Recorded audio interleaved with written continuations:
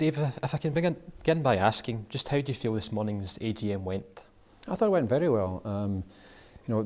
It was similar to last year in some ways because some of the issues are the same as they were last year, funding and what's happening with the players. But I really felt it was more of a shareholders meeting where I think some of them tend to become more of a supporters rally and you end up really not talking about shareholder issues. So I thought that today it went quite well in that regard, and certainly I think throughout the room in talking to the shareholders, I think there is a genuine recognition that even though we're supporters and we're making decisions, there are shareholders who are not all supporters, and that we are a board representing all interests, and it's not just as simple as us deciding to turn the financial clock on or off. We've got to do the right thing for the club, but being very conscious that there's a number of different shareholders in the club, many of whom in fact don't support us, as we see again, and how difficult it's been to get some of these resolutions through.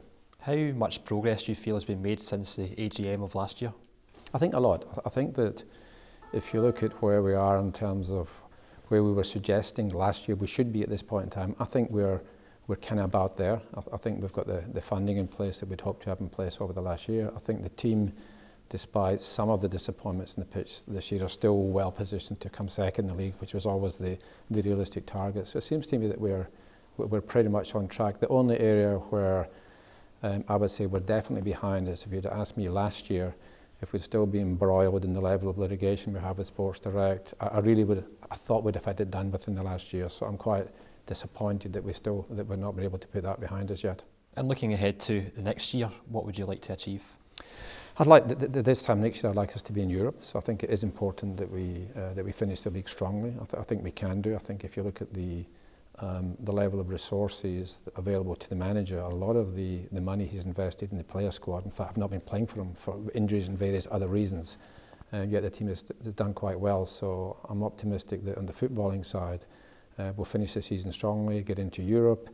It then allows us to invest again in the club to compete in Europe. So hopefully, if we look a year down the road, I keep on using the term of a recognisable Rangers, we'll only truly be recognisable when we're back competing in Europe. Looking then at the playing squad, will Mark Warburton have funds to spend in January? Yeah, no, he does have. I think the view that we've taken with Mark is he must continue to look at his squad. I think that he'll admit that certainly it's not been the summer transfer spending wasn't as successful as the previous season. I know the standard is higher, but some of the players he's brought in, the Joey Barton's a great example. Joey Barton tied up a lot of wages, but he didn't perform for the manager, so the manager's got to look to recycle that. And I think just be conscious of the fact that he's got to keep looking at his squad, see which players are working, which ones he might want to move on, and which ones he might want to bring in. So I do expect some activity in January. We've already touched on it a little bit, but in general terms, right throughout the club, how important is securing European football? I think it's critical. If you look at the gap, we will always be a strong number 2 club if that was our ambition, because our resources, even at the current level, are way beyond what's available to Aberdeen and Hearts. But that's not what the ambition is. The ambition is to challenge Celtic and be the top club in Scotland. Now, you cannot do that without competing in Europe, and not only from a team competition point of view, but in terms of the revenue streams. The budget you have available is completely different if you're playing in Europe as opposed to only playing in the domestic competitions. In the summer transfer window, do you feel enough was invested? Oh yeah, I certainly think enough was invested, but again, if you look at the level of investment in some of the players, Joey Barton, we know for different reasons, really didn't make much of a contribution and tied up a big part of that budget, and Nico Kranjcar's got injured. So, some of the players that Mark has brought in to give that balance of youth and experience, in fact, for various reasons, injuries, etc., just hasn't worked out for him. So. Are the first team where you would have expected them to be at this stage? On a specific basis, no.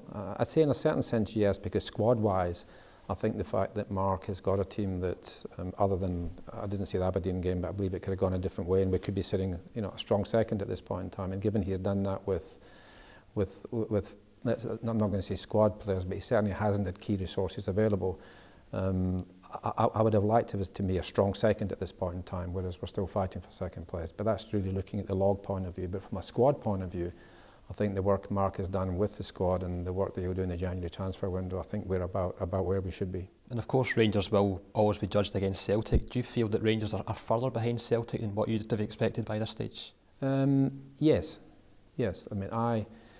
The expectation, because of the relationship of what I said earlier, the success in the pitch relative to the money. The clubs that spend the most money should, on average, have the better quality players, and Celtic have a bigger budget.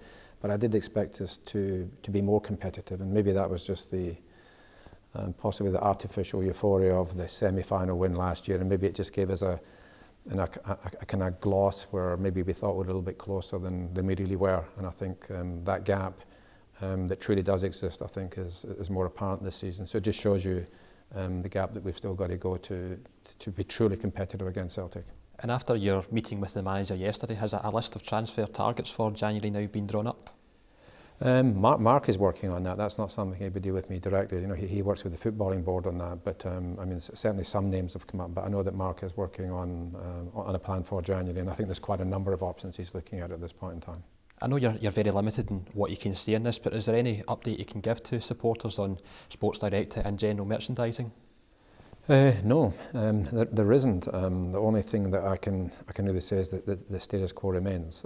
I had hoped to be in a position at this AGM to make some kind of announcement, and there were discussions at a point in time that could have taken a certain direction, but unfortunately, as we're sitting here today, there's nothing further I can report. But you can understand the frustration of supporters who are obviously desperate to buy merchandise, etc. Sure, I have that frustration myself. It's been a very, very time-consuming exercise. It continues to be a time-consuming exercise. And from my personal perspective, in terms of the amount of time I invest in that, it's actually a huge amount of time that the sports director is taking up for me personally.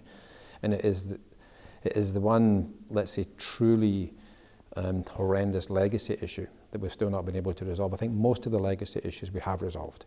It's a question of rebuilding the club, but the sports director is certainly the thorn in my side in terms of something that really has to be dealt with and as quickly as possible, but it has to be done in a manner that's sensible for the club. I mean, we could resolve the Sports Direct problem quite easily just by giving in to the demands, but that's not what it's about. We've got to make sure that we do what's right for the club. Looking then at the stadium and the general infrastructure, what update can you give on work to upgrade the stadium to a Rangers standard? Yeah, there's a lot of work. I mean, it's going on all the time. I think it might not be, I don't attend many of the matches, so I can't see what's happening on a week-to-week basis, but what I can say from an expenditure point of view, I see the reports coming and the board sees the reports coming, and there's a lot being done on a regular basis. This further CapEx was approved yesterday, so it is something that's getting ongoing attention, both in terms of effort, direction and financial resources. Is there a timescale for further improvements to be carried out? Well, there's a lot of improvements. I mean, we've got a whole plan that's going to run through to 2022 for the 150th anniversary of the club. So there's a lot of short-term stuff that we have to do, which relates more to the dilapidation of the stadium over the last couple of years. But then there's some other more significant structural changes that we want to make, and that's all part of really more of a 5-year plan that we have for the stadium to make it look and feel completely different by 2022. And is there anything specific maybe supporters can look forward to over the next year? There'll be, again, a lot of it is more the dilapidation. I mean, there'll be screens, there'll be a number of things, food and beverages areas, there's kind of sanitation issues. A lot of it's where the focus at the moment is more not structural or fundamental changes, but just getting it back to the overall quality that we think it should be. This was something you touched on in your speech. How do you feel the club's relationship with key partners such as the SPFL, SFA and even local and national government has come on in the last year? I think it's getting better, but we're not there. I would have liked to have made some more progress in that area, and I felt like obviously getting back into the Premier League was important because the club status was diminished just by not being there, because you're not sitting at the table because you don't deserve to be at the table until you get in that league. So the fact that we are there now and we've now got representation there, I mean, I think that's been an improvement. But obviously the debacle around the cup final and the interaction with authorities and that, where clearly we were very unhappy with the way the matter was treated, certainly didn't assist us in bringing the relationship closer, because we've had to stand our ground on a couple of points there. Which other parts of the Rangers business do you feel need further investment to bring them up to the required level? In terms of investment, a lot of it's just resources and operating expenditure. I think one of the things that's happened that was disturbing, but it's known to us, was what I would call the devaluation of the brand. If I look at the level of kind of kit deals we were getting and the normal media rights around it, I think a lot of work had to be done there. And we've invested already quite heavily in resources in the commercial department, but the fruits of that are only going to come through from 2017. And already, looking at the board meeting yesterday, and I look at the the values we're now looking at for our future relationships around the Rangers brand and the association with it. We're looking at severe upliftment there in the value of the brand. So I think we're very, very close to getting that side of it in place. Yeah, is there anything you can say on perhaps the kit for next season, given the current situation with Puma? I can't. It's all tied up in the Sports Direct discussions, because Puma's very much certainly from their point of view, our point of view, it's very sad to find Puma in this situation, because Puma have been absolutely fantastic, with us and to us, and been fantastic supportive of us, but unfortunately they are intertwined with the Sports Direct contracts, and it's the one party that we feel kind of very sympathetic towards, because they really shouldn't be in the situation that they find themselves in. And just in terms of general sponsorship and advertising revenues, would you be looking for them to increase significantly over next year? And again, in the feedback I had from yesterday's board meeting with the commercial report is the values we're looking at and the relationships. We're looking to replace existing relationships with stronger relationships and at better values. So it is one of the areas where it's actually quite exciting for 2017 to have that uplift and to see the value of the Rangers brand being recognised in the marketplace at the level that we think it should be. You also touched upon the academy during your speech. Do you feel that a Rangers Colt team playing in a lower division is perhaps a way forward? Yes.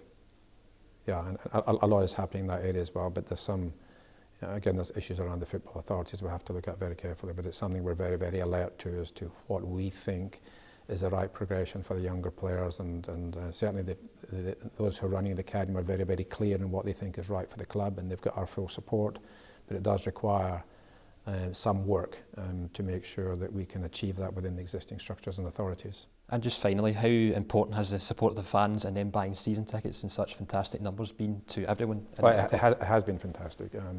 If you look at what we've had to do, we've tried, I think, as I've said before, not really to have a budget.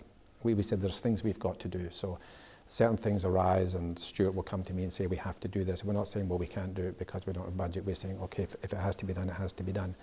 Now, the fact that the supporters have come with the level of season ticket sales, they have, of course, is giving an additional level of revenue, but I'm not having to keep on going back to funders and say, please, I need another soft loan. So I think it's been very important to get the mix between the operating income, which is largely coming from supporters, to manage that budget deficit. So it's been very, very important for us financially, and of course it's just great to know that the fans are coming back and supporting the club. I mean, you get that feel-good factor irrespective of the financial benefit we get as well.